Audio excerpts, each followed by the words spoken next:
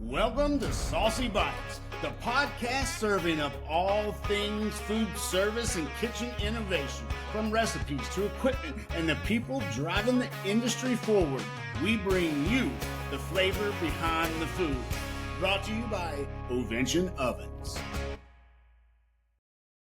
Hello and welcome to Saucy Bites. I'm Chef Joe Arvin, and today we're working with Anthony. And wait, let me tell you something about this guy before I get started. I met Anthony at the World Food Championships. I think it's the very first time we met. And I'm going to let him go through that explanation of kind of how we met, where we met. Anthony's been all over, all the countries. He's studied food. He's coached in competitions. He's judged. He's done. I've seen him walking around about every food event or food sport that I've been around in the last 5 years. So, Anthony, tell us a little bit about yourself. Name is Anthony Martorina. I traveled the world developing film software for companies like Avid and Adobe. And I would find myself like in airports, I'd be in China for 3 weeks and I was always searching for food, and so I started taking photos, and I would take photos of food. And then what are you going to do with them? Well, I wanted to share them with the world. So I'd post them on the internet. There was some point where I had 50,000 photos of food around the world, like literally around the world. And people were calling me up. They go, "Oh, you're the food guy." And I'm thinking, well, no, I was kind of the film guy. But like crazy things have happened. Like you have to understand is like in over 20 years I've been doing this, I will get notes from like Google and it'll be like 20 million people have read the review on this restaurant. And it's just a small restaurant. I was being a little selfish. So when I travel, I want to go back and find these gems that I would put on a map. And then to think 20 million people have looked at this place and have marked it and said, "Hey, I want to go there." That's when you're really like, okay, you can make a difference on social media. You really can in someone's business. There's one restaurant in Panama, and it was Christmas Eve. The family was there. All the restaurants close on Christmas Eve in Panama. Walking down the street, this line is down the block, and I go, "We're eating there." My wife goes, "What is it?" I go, "It doesn't matter what it is. Okay. That line tells me." It Yeah. was the best Venezuelan empanadas I've ever had in my life, and literally blue tarp cooking on the side of the road. I put them on Google Maps, like no joke, and I get messages every 6 months. We're talking millions of people are eating at this little empanada stand in Panama, all because I put it on a map, and every year we go to Panama, I open up my Google and it's like, this is one of my places and I can One walk of my right to it. places taking off. Now, how does Yeah. that work for you? Are you putting it on different platforms? How are you getting that information out? Like to, where's it going? So, in my younger years, I would write reviews on Yelp, TripAdvisor. At one time, I was TripAdvisor's on-air talent when they transitioned over from hotels to food. And then, from there, Instagram really took off. And so I'm sharing a lot of there, but I think Google Maps, I'm starting to get back into it because when I traveled a lot, I was literally restaurants all over the place. And I think it's time for me to make a little bit more of a comeback and give back to the restaurant that I haven't put on a map. Let's put it on the Um, map. Well, yeah, you're I'm coming here. back. Look out, Google. Coming by, bringing Google back Exactly. single-handedly. Exactly. Well, Single-handedly. a lot changed with the pandemic too. I mean, traveling stopped. I was traveling a ton. And so I really focused a lot on Chicago, Chicago restaurants and Chicago food. I've definitely made, a brand for myself here in Chicago. You know, chefs will call me up. This is so cool. They'll be like, "No cameras, come in, taste the food. This is going to be on the new spring menu." And, my judging background, I'm sitting there making notes for them. Like there's sometimes they'll run back in the kitchen, make an adjustment based on what I told them. And it's fabulous. I'll even comment on the plating. I'll be like, "Do you have a smaller plate?" Because I feel like I'm being ripped off because the plate is so big and it's right in the center. I said, the plating's all wrong. Food's great, but people have you've been in food forever.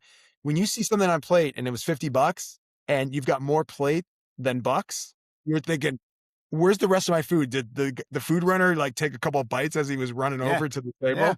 So, what gave you if so, what gave you kind of the authority or the chefs going taking your opinion, so to speak? Say, like, where, how did you gain that enough trust in a chef to go, "Hey, man, test my special"?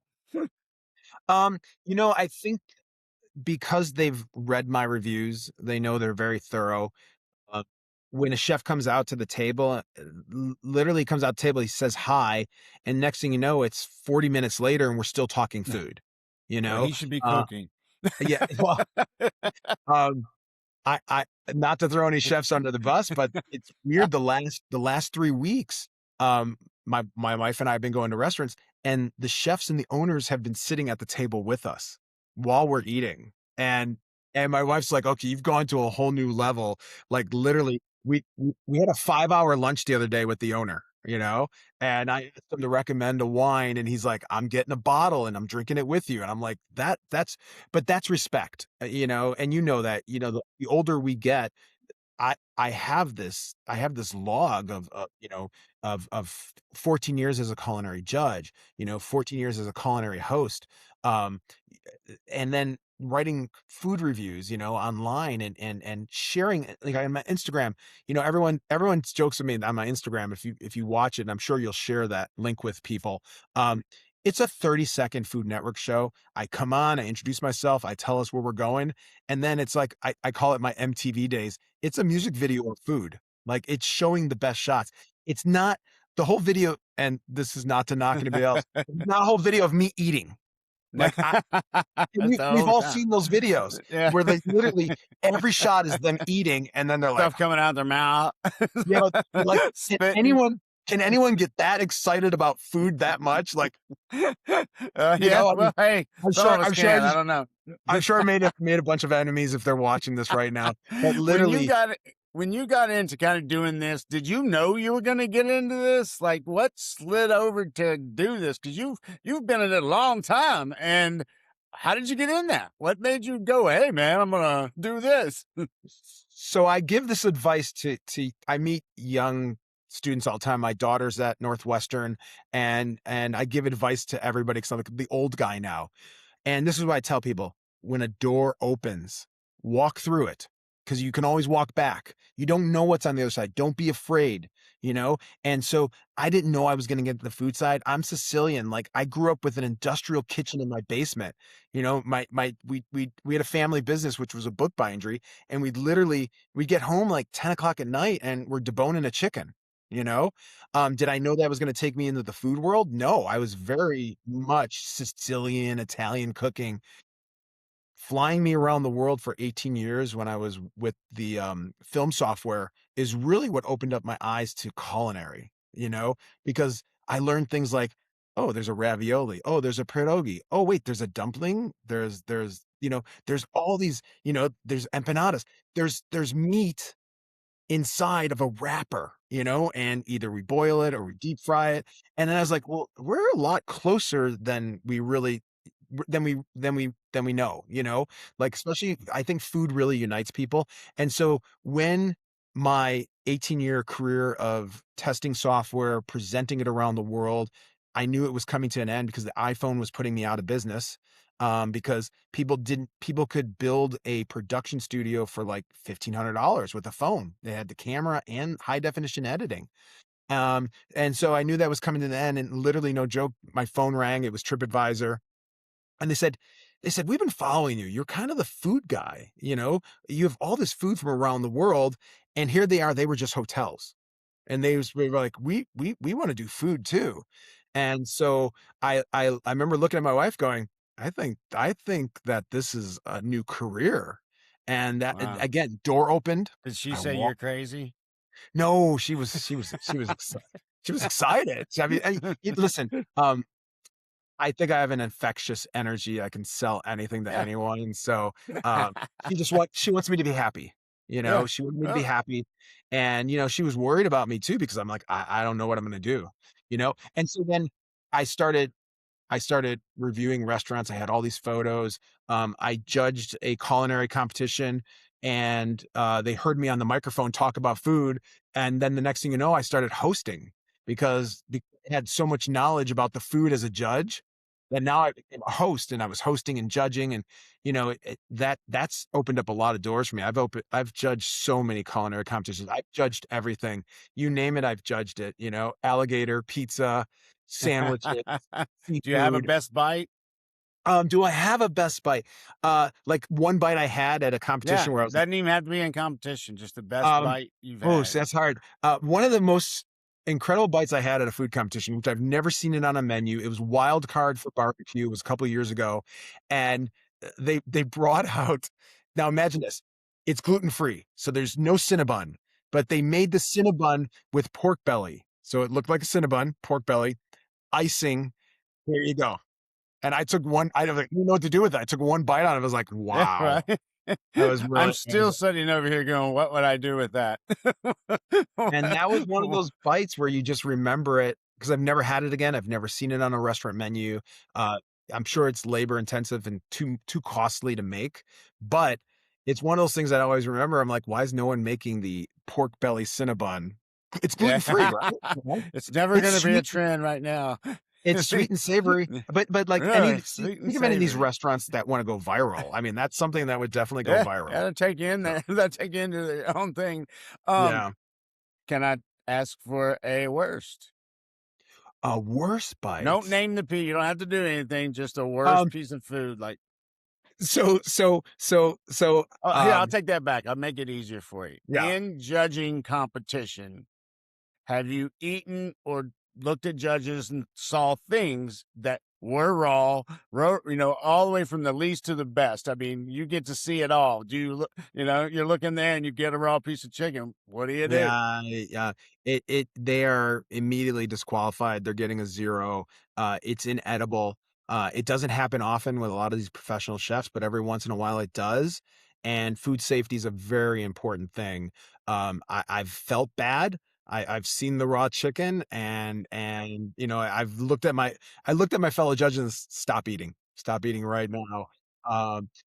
But sometimes they don't have it undercooked, but it's important for them to make sure they check it out because it's one bite. You're diving in Yeah, there with I was gonna one bite. say. I mean, to tell my audience out there is when you're in this type of environment, it is an arena. It is a war. It goes fast. People don't understand how much you're sweating, you're pouring. Things like that are gonna go bad. Things like that are gonna happen, man. Because you're moving so fast. You're looking up and down. One year, I burnt the palm of my hand really, really good. I pulled it out of the oven instead of having it out. I just pulled it out. Yeah. And then we had a big thing. It's a culinary fight club with a needle through Mm. through the blister. So that's how fast you move, and the things that can happen when you're in food sport. So it's not no easy wrestling cage map. Man, this is not made up, guys. When you see it, it's real, going up and down the streets. I was cooking for a charity on Valentine's Day, and I was putting the pan up on the top, and I touched the oven, and no joke, it was the cutest thing ever. I burned my arm, and it was in the shape of a heart on Valentine's. Oh, And so I was kind of like that. If it doesn't go away, it's a great story. It did eventually go away, yeah, no, it was, I hurt you. exactly. Yeah, and that's another thing too, man. If I bring up the word mandolin, people are like showing me their hands and everything, Yeah. like I'm sure you've sliced a few things with the mandolin Oh that yeah. warm vegetables, We all right? have. We all So, have. That's when you ask people, because that's a major controversy of what's the most dangerous piece of mm, equipment in the kitchen. So what is what I think it is. I think that's one of it is them. the number one most cut on. It's by far the number one, and then We the second one would be steam of oh any oh sort. yeah, no, that makes sense. Opening steam drawers, steam traps. Those we are we came traps. home we came home from Hawaii, and I said to my wife, because I love to cook, I want to cook in the kitchen. We've been eating other people's food. I want to make something. So she's in the other room. I got a potato ready to go in the mandolin. I'm kind of a little tired, and it slipped out my hand. And then she comes out of the bedroom, and I'm like this with my hand above my head. She's like, "What's wrong?" I go, "Yeah, we're not cooking tonight. We're gonna probably order out." And she's like, "What's?"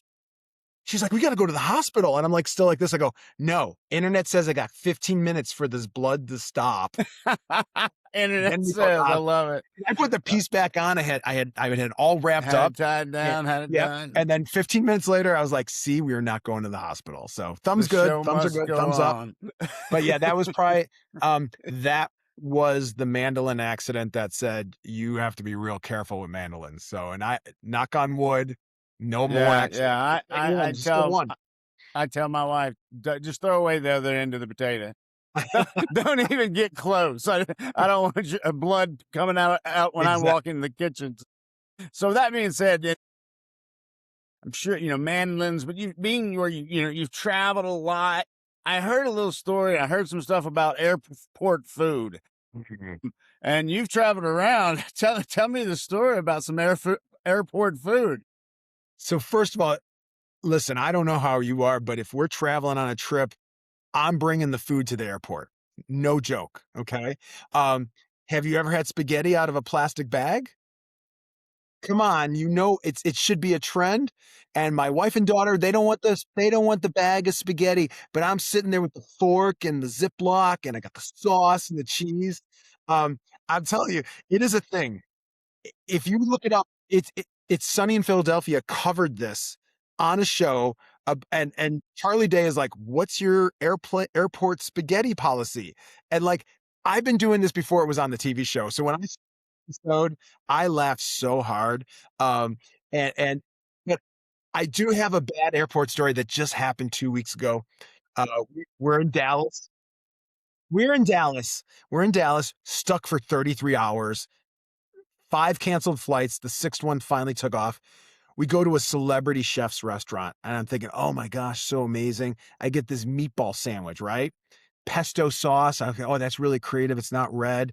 It's supposed to have a provolone, which should have a little bite. Bread is, like, hard and over toasted. They had tiny little meatballs that they decided to cut in half and put 2 little halves on each side. Not enough pesto sauce. I'm telling you, it wasn't a provolone. It had to be a mozzarella because it was flavorless.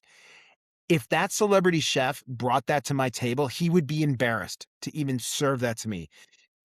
Airport food, it's either really good or it's just like some of the worst food you've ever had, you know? So make your own food, bring a bag of spaghetti, it'll never go wrong, right? And if you do a red sauce, you don't have to worry about it being meat. It can last pretty long, that acidity is It can gonna hold be it. Yeah, it can gonna be definitely hold just it for a while.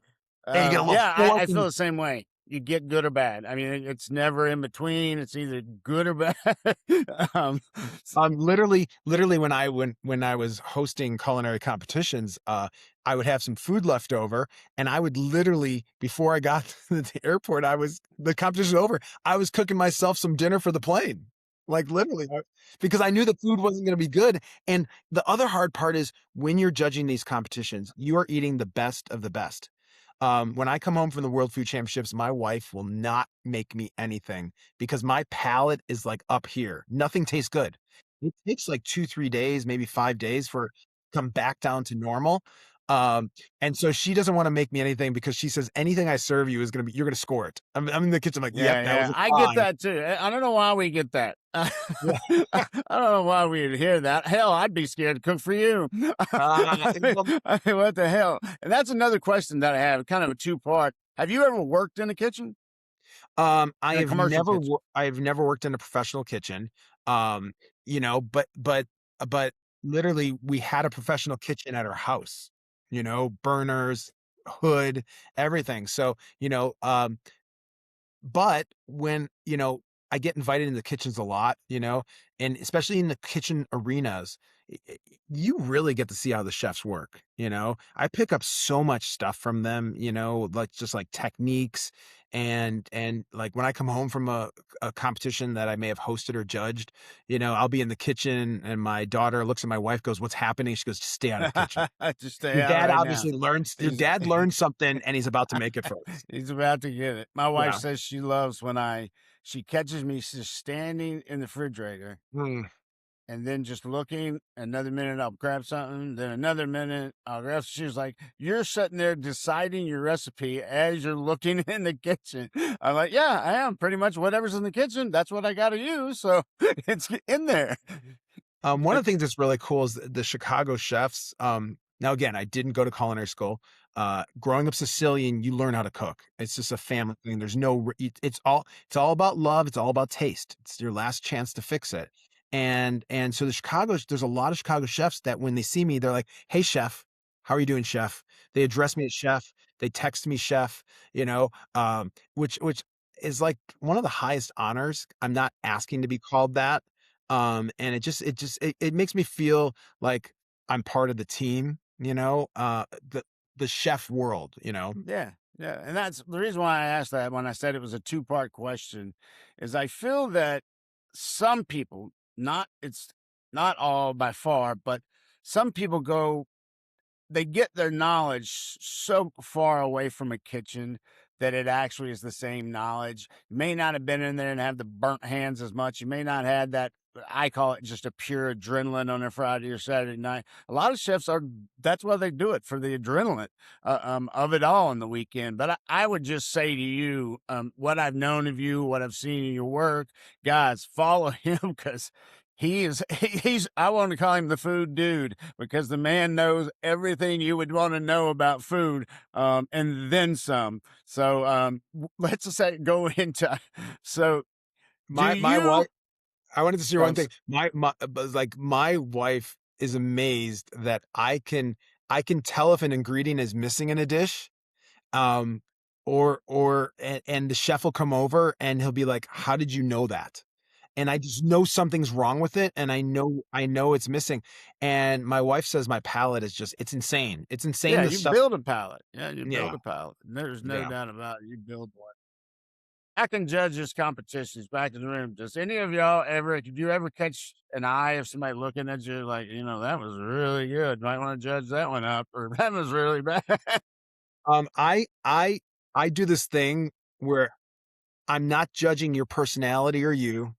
I'm judging your food. So one of the things is I will give you this incredibly blank stare that's looking right through you into the audience. And so I'm making no eye contact with you at all because I don't want the puppy dog eyes like, oh, judge my food really nice. I got 5 kids at home, No. I'm sorry, it's about the food. It's not about the chef. It's not about any kinda attitude. It's not even if I don't like you as a chef, I will still give you 10s on your dish if your dish deserves it. I said, "Even if if you're a chef and I don't like you, I'll still give you 10s on that dish, even if I Yeah, if don't the like you. I'm food was judging the there. dish. I'm not judging the chef." Yeah. Okay. What's the weirdest thing to happen to you at a competition judging? Because there's Um, got to be stories out of that. there's so There's, many stories. yeah.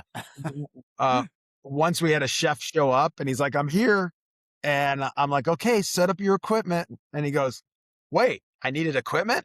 Like, he didn't even have his knife roll. Nothing. Just standing there. Luckily, one of my buddies was a chef. I'm like, "What do you have?" And he's like, "Oh, I got stuff in my trunk." So they went out to his trunk and they kinda went shopping. There was another competition. Okay, so if you were doing a burger competition, what might be the most critical item you grabbed from the pantry during the pantry race? Burger competition. I'll give you 2 guesses. So if you were doing a burger competition and you had to run to the pantry race, what are 2 items that you should probably grab for a burger? Ooh, man, salt and pepper. How about the buns? Well, Yeah, I or mean, or even the brioche. meat, or even the Yeah, or meat. the meat. Yeah, Yeah, no, totally. but yes, I do salt and pepper. That would have been my Yeah, first guess. the chef totally forgot the buns, Yeah, and I did not let him rest the whole the competition. whole time. I rode him. I'm It's sure a burger. anybody that happens to gets rode quite Oh, yeah. hard Um, in it there. probably happened like 5 years ago, and every once in a while, I will text the chef, "Don't for" he'll be in a competition, and I'll write on his wall, "Don't forget the buns." Doesn't matter what he's competing in. I just write, Don't "Don't forget the forget the buns." buns. So, he's like, "I'm never gonna live this down." I'm like, "No, you're never gonna No, live that no, down." no, you're not. You Nope. know, you're not. Um, in the internet of things in our world now, COVID, all that stuff coming in, do you consider yourself a influencer? I don't know because I'm so much farther than that, and the reason why I say that is chefs call me chef. Chefs invite me in to try their dishes before they go out. I judge dishes. Um, you know, I'll help. I've actually created items that have been on menus in Chicago. Uh, so sometimes influencer has a negative connotation, because there are influencers that's all they do is influence. They don't do what I'm doing. My scope is so far and so Yeah, that's why I asked the question because I knew it was a little different, but you get to enjoy yours more, and you don't have to talk about stuff that you really don't want to talk about. Yours is passion, and in our business, I think that if you've got the passion and the desire that I see in your heart, you're driven for food. You've been driven for food. And I don't think you can pretend that stuff, or a chef can't get into this business and pretend it. I mean, you will see it. You will be noticed. You can't get away with anything in these kitchens because people will yeah. find out. So I'm gonna go ahead and say thank you for coming on. But I do have, like, what we do every here on Oh, Saucy Bites. We're gonna do a quick fire rounds. You got 10 questions. The best way to answer them, or what we like, is one word. That's one it. word. Oh One boy. word. You give me one Okay. word. Best, best late night food. Steak burrito. 2 words. One food trend that needs to disappear. Foam. Best competition city for food. Chicago. Most intimidating celebrity chef you ever met. Gordon Ramsay. Steak temperature. Medium rare. One ingredient you can't stand. Cilantro. Soap. That's what happens to me. Yep. Yeah. Best gas station snack. Bucky's makes a chocolate peanut butter candy bar that's 3/4 of a pound. It is life-changing. How did I know he was going to go something away from the pizza or the burger? I don't know. I've just Have met you the had guy. that? There's gotta be a Bucky's near you. You gotta get off the road and Yeah, go. there is. We have one. So we Yeah, yeah. definitely Have you have had one. have you had that? Because you need to try that. I know. That's why I said I need to try it now. I will be trying it now, Good, for thank you. sure. If you had a category to judge and you got to pick, whether it be pizza, burgers, seafood, desserts, what would be your category to judge? Sandwich. Because of the variety. There are so many sandwiches from around the world, and you can bring in any kind of flavors, whether you're going Greek or, Mediterranean or Moroccan, American style sandwiches where, like, if you see I love burgers, but burgers, it's the same meat. Now it's like I always think it's a topping competition, you know, on burgers. I love burgers, but it becomes a topping competition. Who's got the best toppings? How is that even a burger category? That category should just be toppings, you know? Yeah, So yes, or no toppings, nothing. How did you yeah. season Well, the meat? and that's a hard question to answer too, especially as Yeah, a judge. I love all categories, you know. yeah. I just was trying to when you asked me, I was just trying to think about like what has the most variety in a category that really surprises me. And the thing is not everyone's giving me ham and cheese sandwiches. We're getting all these different flavors. So I think sandwich can be very, very creative. Yes, it definitely can.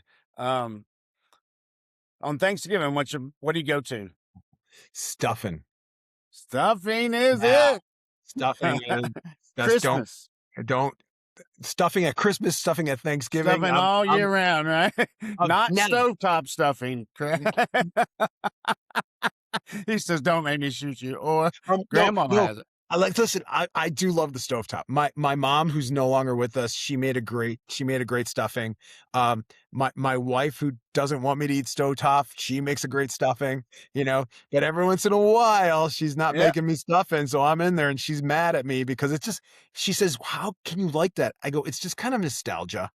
You Yeah, know? it really There's some is. It's just there's like the some cheese steak sandwich that you grew up with is really not very good. You go back and you're like, "Oh, that was not as good as I but thought it was." But you have to understand is that I'm just not making that stovetop. I'm chefing it up, you know? I'm bring I'm bringing in, more onions, I'm bringing in celery, I'm bringing in hot giardiniera, just give it like a I'm taking it you would taste it and be like, "This is not stovetop." Yeah. This Here, quick this story on that one, real quick, because this is a family story. okay. I was making Kraft macaroni and cheese for the kids. Yep. And I put some, I don't know, put some sun-dried tomatoes, maybe some truffle, I don't know, doctored up real good. And that when my twin daughters looked at me, Dad, stop chefing it up. They wanted Kraft mac and cheese, and Dad was going to chef it up every time. So around the house now, the joke is, Dad, don't chef it up. They want it basic. Yeah, I they want it it basically. The kids, it's what they've had. You know what we do? Chicken tenders, they sell well.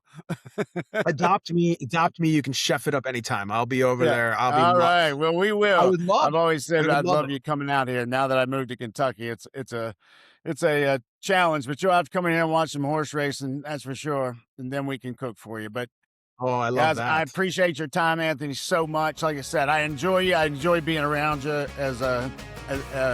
to talk with and learn more about you. So, good evening, guys. We're sponsored by Ovention Ovens, and we're Saucy Bites. So come check us out, and we'll see you later.